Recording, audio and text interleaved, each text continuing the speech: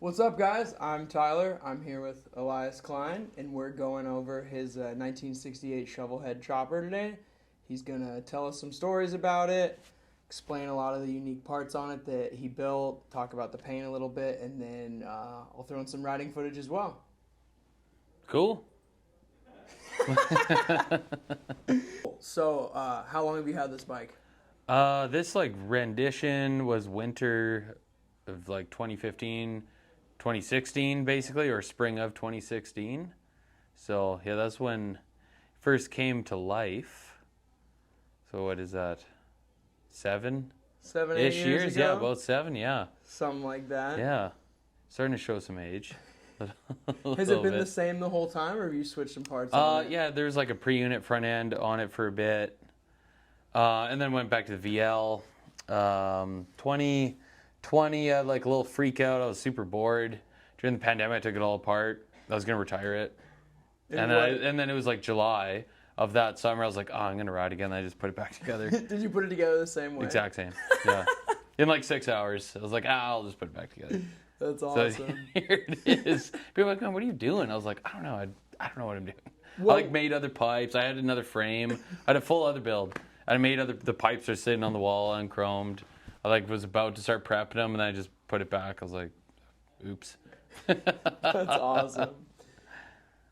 Okay. Yeah, other than that, yeah, so it almost saw the end of its life. Yeah, but something kept it going. And then before it was like this, you had it in a different frame, or was it the same? Yeah, it was motor? different. Everything was pretty much different except the transmission and the heads and the carb and the sissy bar. The sissy bar was the same. We had it down here, and I built that in 2014, 2015. I rode it a ton that summer. We brought it. How did it go?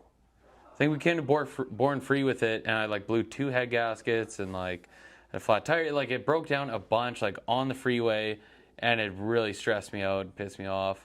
And driving home, me and Brian were driving. I was like, I'm redoing it. I hate it. It's over.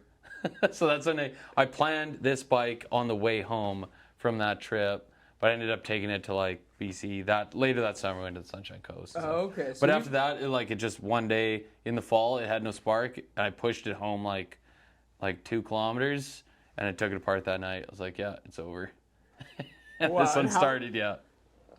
And how long did it take you to put back together? To build into this one, it was about that winter, so maybe 6 months. But I kind of had a line on the frame already. I deraked it before it snowed, in probably late September. So I kind of had a good start on it. And you said it's 25 degrees? Yeah, it's 25, which I think is the early, the first generation knucklehead frame. Yeah. Is super steep like that. And did you have a jig and everything when you deraked it? Or did you this one, I have a pretty makeshift jig. Yeah. I mean, I've done quite a few frames on it. And they all seem to ride straight, so I think it's okay. But this, you put it in, I was just running a string line, in between down the backbone. Yeah. I'm not a scientist by any means. Yeah, when we did mine, I was at my buddy's, and he just cut up the neck a little bit, and then we just bend it, heated it up, bent it, and then hit it pretty hard with the hammer a couple times, and threw it in the jig to make sure, and we're that's exactly what we wanted. And okay, simple. Go. They're pretty. Yeah, it's not too bad. Yeah, it's connected at the top. How bad could it get? Yeah. And I just cut it with the torch. It was raked and plated up. I just cut it out with a torch, and cut it up with a torch real high, heated it up, and with a big bar through it, and just whoop, with your degree finder. That's awesome. I mean, it rides straight enough. So yeah. And do you know what year the VL front end is? I thought maybe around 36, I think. Yeah, that came from a guy's barn, an older guy outside of town that's been kind of my motorcycle grandpa. You go to his place and he has this 3-wheeler with a trailer. So he's hop on, and you get on the back, and he goes to different barns, and the frame for the original frame this motor was in there, so you throw this frame in this stupid little trailer, and he rips around, and then the next one had that VL leg in it, and I was like, oh, really? And then we made an offer. It was all bent, But maybe I could send you the picture of him. Like his press is outside, and he's like, "Oh, we can straighten it. We can straighten it." I was like, "Okay." And also, there's more pictures. Like he has this thing in a vise with this like 2-foot-long crescent wrench, bending it, and all this. And then there's an old weld repair, and he put the press on it. He's like, "I'll straighten it right here," and the weld just absolutely cracked. And he's like, "I saw the look on your face, but that's good." He's like, "It's good it cracked." I was like, "It's good." And he's like, "Because it could happen on the highway, but it happened now." So he's like, "You can fix it." And I was like, "Yeah, great. Now it's, wreck the chrome too." Wow. And then you repaired it yourself and everything. Yeah, I mean, it's been solid. I didn't re-chrome it, so. There you go. Still works. Well, and you're from up in Canada in what city? Regina. Regina. Okay. Yeah, it should be called Regina, but, that's how they say it. And you've made like a ton of trips with this bike, right? Yeah. Yeah, it's been all like to the West Coast, like Vancouver, Sunshine Coast, all over there, all over Montana, Bismarck. Yeah, this is the first time in California, though. It's kind of exciting. Yeah, and are any of the parts from California? Let's see. This Gentry shifter is, for sure. This is from California. This was got this probably 2014. That sissy bar is cool. I don't think I've ever seen... Yeah, I forget. I thought I may have seen one in a catalog, but I forget like what brand of catalog. Yeah. Yeah, it's cool seeing like a one of like that, but it looks like it would have been in a catalog. If that makes sense. Like I could see like the ad for it, Yeah, it looks like you should have seen it, but I don't know. I maybe have seen like one other or a couple others. But and how do these foot pegs work? These ones here? On the rear, yeah. Yeah, I just needed to like take a pasture in a pinch one afternoon. I was like, "Oh, these are like they're cracked over there." So, so I was like, I wasn't going to use it. I was like, "Oh, these will work. Perfect. But it's going to wreck the paint." Yeah. So now they got to stay on. Well, there you go. And you painted the bike yourself, right? Yeah. Yeah, my parents' garage. I think it was Christmas Eve 2015. Yeah. So, yeah, this is my first time ever spraying candy. And it went pretty good. I think there must have been some oil mixed around. There's some, like, blotching or whatever. But. And did you do the striping as well? No, a buddy of mine, Brent Welta, did the striping. He's like been surfing for like 20 years in town, so he came over, we had a few beers and did her up, and honestly covered some blotches. He covered some mistakes. Do you have a favorite part on the bike? Favorite part? I like the fender, man. The fender was super fun to make. That's been like, it's got a lot of positive reception. Yeah. Like if you saw like underneath the Bondo, you'd be like, "Oh, yikes." But there's just a lot of sandbag, a lot of welding, a lot of Bondo. But yeah, I'm kind of stoked to that. That seems to get the most attention. Yeah. Too, but that's like, well, I guess the camera can't see. With that like clutch pedal, I was like working some job, came up on Chopper Swapper for like $60. No way. And it's like been in service for a long ass time. But it's like the most random part. Yeah. And it's like kind of sucks, but it like the bushing's all worn, so I cut copper pipe and just jammed a bunch of copper pipe in there. Like I did that a couple times, and it's like to tighten it up, and it has always worked. Right? There you go. Yeah. So no problem. And what's the story behind the mismatched bolts on the Shovelheads? Yeah, their rocker shafts are different years. So like the end threads are different, and like some of the shafts are worn, and some I probably should have just replaced them all, but didn't. So, I put new ones in, and I was like, oh, they're not going to work now. Yeah. So, I'm getting to it, but considering I had the rocker boxes off like this winter. And put the same bolts back in. Change the springs and the cam and everything and lifters, but yeah, I forgot those. It's coming. Yeah. Yeah, soon. It's on the to-do list. And you said it's a kind of a 1968. Yeah, it was the cases. So actually, it's a funny story. Built this, like, I was like pretty ahead of the game, or like I was in a really good spot in like February. It's basically done. And I kind of like hooked up oil lines, and I was like, I'll double check them later. I hooked them up just to keep like dust and grit out of the oil. And I was like, before I fire it up, I'll just double check them. Because I just like literally jammed hoses on. I didn't. I fired it up. I was like, man, this thing's running great. Didn't check if oil's returning. Hit the highway. Like, I was like, oh, I'm so excited. Hit the highway, and like I think it was the rear piston started slapping almost immediately because it was getting zero oil. None. And then I got home. I was like, wait a minute. And like popped the cap. A bunch of smoke came out. I was like, this is bad. And like drained the oil was all fully sparkly. I cooked the motor the first time I rode it. I was like, you're kidding me. No shit. Yeah, talk about a valuable lesson. So I like called the dude at the shop, and I thought I was just gonna get absolutely roasted. And he's like, I was like, listen, man, I really messed up, dude. And just asking him like for advice or something. He's like, well, all right, man. Let me know what you need. I'll bring her down. I'll help you out. He just knew. He's like, oh man, he feels bad enough. But anyway, that's when. And then when I took those cases, they were matching number case, so I took them apart. They're cracked, like on the base gaskets, and I was kind of in a panic because it was May, so they went all S&S. And like Jason Parker put the bottom end together, and I put the top back together, and it hasn't leaked since. Well, there you go. So I mean, yeah, it's kind of worth it. Like, sees a lot of the road, and it still doesn't leak. Actually, like I was always bragging, I wheel this into my house every winter in November. I park it on a white like sheepskin rug, and for years I was like, this thing doesn't leak. I park it on a white rug. Look at the rug. And then my transmission, like the fourth gear seal went. I didn't really notice because it was like, it wasn't that dirty of oil. So I just soaked the rug.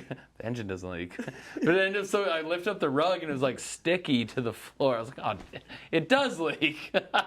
It's like an oil stain on the wood underneath the rug. I was like, okay, so humbling moment, but. So yeah, I rebuilt the transmission this year after that. But. And it doesn't leak anymore now. It still does leak, yeah. I tried to do that O-ring fix on the fourth gear sleeve. Yep. I didn't make the O-ring deep enough when I pushed the seal in with my seal driver and ripped the O-ring. I was like, oh, great. I mean, I don't really think you can seal up any of the 4-speeds. Yeah, you can do your best. mine's you know, like you can do your best, years, whatever, yeah. Or you can just leave it be. It'll survive. Man, and so you've done trips out to BC and Montana. What's the longest trip you've done on this? Probably last summer was like we went to Creston, BC to a bike show, and we rode up like Kootenay Lake and camped, and then down through Idaho, across the entire southern side of Montana and back up. So like 3,000 kilometers. I don't know how many miles that is. Yeah, about 2,300 miles. Sounds about right. And nothing. This bike it was going really well. The first day, we're like 4 hours from home, and my buddy Spencer rolls up beside me and's like, pull over now. I was like, man, what could it be, dude? I don't want to pull over. My oil tank drain rattled out, and if it completely soaked him. His windshield, everything, he was covered in oil. And if it wouldn't have soaked him, I would have just blown the motor right then and there. So I never heard of a drain plug rattling out. Yeah. Never. So Tyson's bike was already in the van, so he lent me his and his oil because it was when I pulled over, it was just like dripping out. There's nothing left. Oh my god. I was like, "Are you serious?" I almost just cooked the motor on day 1, hour 4 of 10 days. After that, flat tires. I got like all kinds of flat tires that trip. Yeah. In the worst times, but. What was the worst one? We were leaving Creston up a hill, so we're in the mountains, climbing a hill just past the semi. I may have cut him, I cut a little close to him, and immediately rear tire goes, so bike is going sideways, and then Spencer's behind me. He's like, why is he slowing down? Why is he going? And then in the shoulder, it's like a foot shoulder, and then a steep drop. So it's just barely make it to the shoulder, and the semi got around us. I was like, that was such perfect timing. Oh my god. Yeah, it wasn't a good time. But other than that, not bad. And then I rode to Bismarck too later that year. So last year saw a lot of miles. But solid going down, just froze, did not dress for it all. And I don't know, dicked around leaving Lee's, went for brunch and went hanging out, and then I didn't even leave Bismarck in the primary belt blue. So like just throw me back an hour and a half, you know. Oh my goodness. You think you'll keep it like this for another 8 years, or do you have any plans on switching it up? Well, yeah, I did, and then someone else like, man, don't. You know, and then it's like I kind of like it's wearing. You know, like it's showing age. I don't take amazing care of stuff, but like, you know, like gas is like wrecking the paint, and like there is some more like candy separating, which is odd, and more chips like in paint. It's getting old. Yeah. Or you know what I mean? Like I could take better care of stuff, but it's also like it's just that's the way of the road. You know what I mean? I just kind of want to like wear it out, honestly, and just keep running it, and then just build. I'd rather just build another bike. I think. I've had it like this long. It's been like I get bored. You know, like I put a different seat on for a bit, and like this is all like scratched up, and I was like, man, what am I doing? Like I built this seat pan, and River Seat Code covered it. It's like a Hafley pan, and then I made like the extension. So I was like, why? Yeah, what? Like, why did I do that? I was like bored. It's like I was in between. I was like, man, I haven't built a bike in a while. I just got to switch it up. And I was like, man, what am I doing? You know? But before I made those pegs, they're just like kind of rods with ball bearings on the end. Yeah. And I think I still have them somewhere. That was the original peg. They're awful. They're the worst. But your feet would just roll on them, no? Yeah, it was like this dude Bernie in Saskatoon is like, do you got like a socket in your boot? But like I rode to Vancouver with him on there. I mean, my foot wasn't on him very much, but. And how far is the ride from Regina to Vancouver? That's about 20 hours. But I'm not gonna lie, I'd truck to like the mountains where they begin. So, oh, okay. It's not the whole way. Is that the Rockies but Canada style? Yeah. So Sparwood, BC. So I'd like hammer down on like the flat prairies and then get to where the roads are super good. They're unreal. So yeah, like it's the Crow's Nest Pass, the highway. So I'd ride out there. There's a show called Disaster Days that was on the Sunshine Coast. Yeah. We went to a few times, like with a bunch of friends. We'd all roll out and camp at this little spot, and then ride up to the show and kind of, yeah, it's super good times. And like from there, there's like it's on the mainland still, so you go to Vancouver, you take a ferry. Basically back to the mainland, but there's no roads to get there, so there's not a lot of people around. The riding is incredible. The lake, it's basically like freshwater lakes, and then the next view is ocean, and then it's forest, and then it's a lake again. So it's picturesque. But you can take a second ferry to another town. You know, like it's really good riding. So. Yeah, we had some good times up there. That's like this thing's done it a few times. I think the latest. I think there's a little article in Fast Times. If you're familiar with that magazine, maybe. My buddy Nolan built a bike in like 2 weeks, and the night before we left, like the clutch, something was slipping. It ended up being the keyway on your like kicker or your starter gear sheared. But it was hard to diagnose because it would kick over until you really kick it through. So we ended up just working on the bike in Vancouver the whole time, and we never did figure it out until we got home. You know, until like the last day. Yeah. But like I was like, well, you're in the truck, I guess. I'm riding. So they followed me. The whole I was like, the buddy broke his collarbone that trip, skateboarding, had to fly home for his surgery, like, and then like. My buddy Nolan had to fly home early as well to like get back to farming because like the way the weather was, like they had to harvest immediately, and the day like he found out he had to leave, he lost his wallet and like gone for good. So he's rolling on my credit card, booked a plane ticket, and then we're like, oh, I need ID. So his wife overnighted his passport to Vancouver, but it showed up 12 hours after he's supposed to board the plane. So he didn't even get to, like, he couldn't even get on the plane. So yeah, literally everything went wrong, which is kind of par for the course. Yeah. Yeah, it's one of those trips. Yeah, this is how it goes. Wow. The Murphy's Law trip. Yeah, what do you think? Like, a lot of people, or not a lot, I mean, sound like an Instagram influencer, we say a lot of people to me. But, I mean, a few people, not many, have asked me about the front end. So it's VL rear leg, knucklehead front leg, but it's VL springs. so they're slightly longer. So that like it Okay. punches the rockers down way too far. Yeah, yeah. So they're it's very stiff, vertical. but it gives it just a little bit extra with the vehicle. So like when you compress them, you can't compress it normally. Like they're always under tension when you take it apart. So it's like you got to compress it twice. It's not meant to be like that, but it like with the rake too, it gives it just a little bit extra, you know? So Yeah. makes it apart, but And where'd you get the bars from? the bars, those are I think they're REV. Pretty sure I always run 7/8 so you can run the Tomaselli throttle.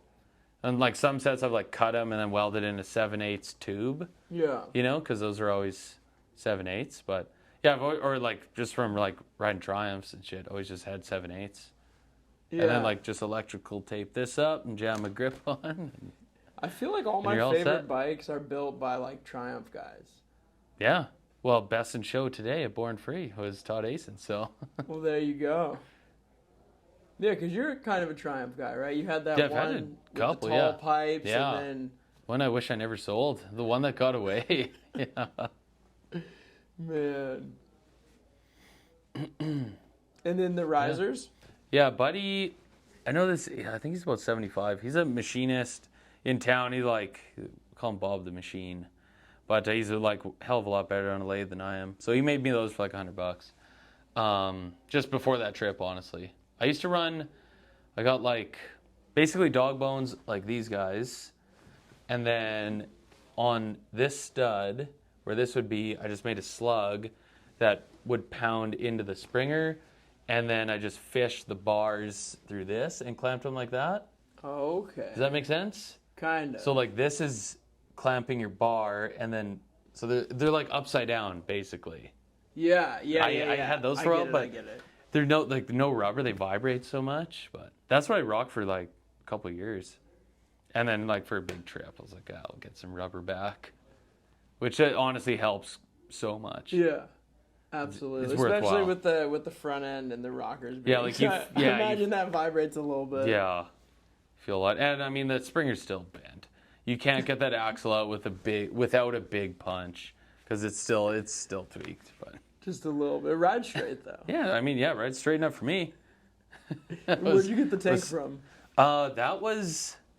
I wish I had a before picture. This tank was the most like completely rusted, like thick, bad rust, and I got it for $50 on Chopper Swap. It looks so bad, and I was like, whatever, $50 tank. When I got it, there's no mounts.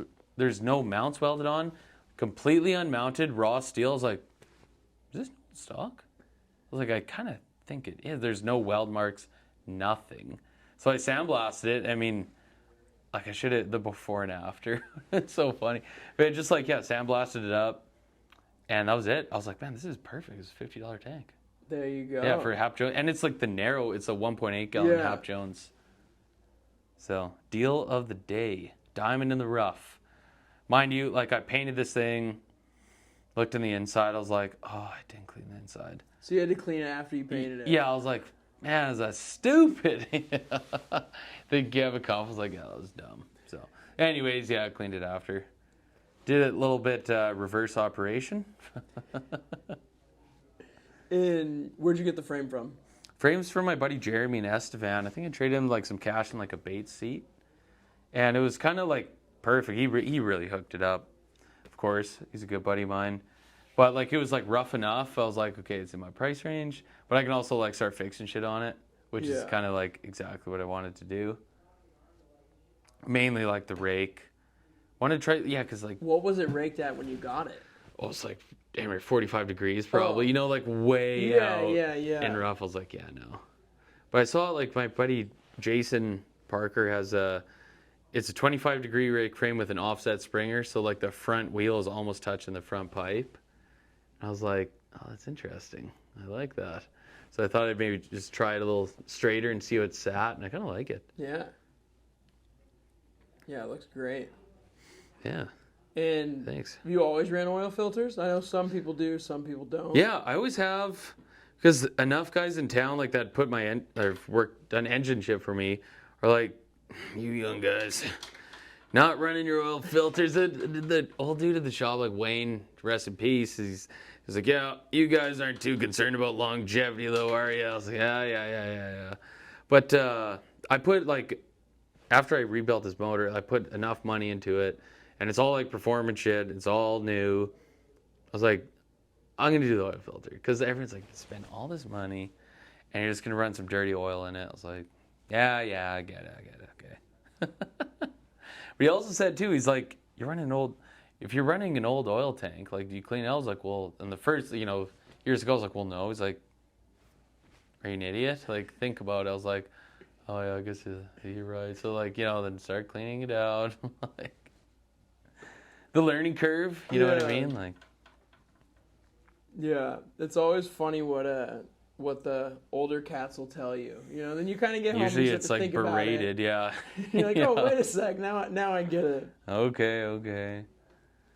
Yeah, there's definitely a lot of that.